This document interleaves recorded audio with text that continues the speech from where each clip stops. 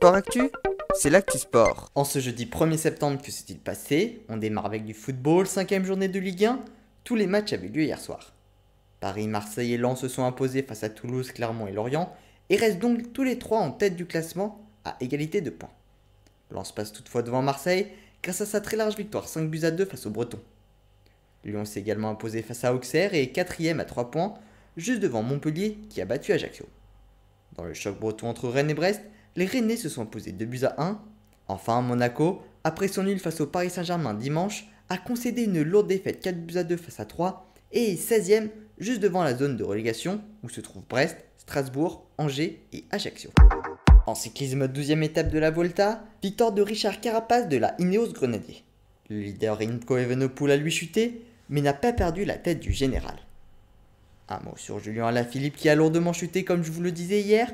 Il est victime d'une luxation de l'épaule droite et sa participation au Mondiaux en septembre prochain est donc compromise.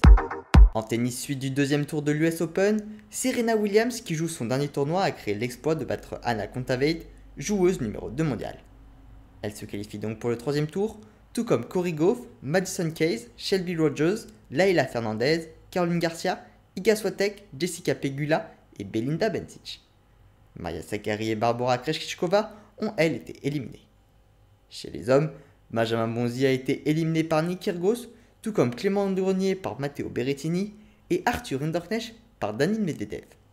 Corentin Moutet, éliminé en qualification mais repêché pour le premier tour, a lui battu Bodic von Zandschulp, tête de série numéro 21, et se qualifie donc pour le troisième tour. Alex de Minaur, Taylor Paul, Davidovich Fokina, Casper Ruud, Andy Murray, Pablo Carreño Busta et Holger Rune se sont eux également qualifiés pour le troisième tour.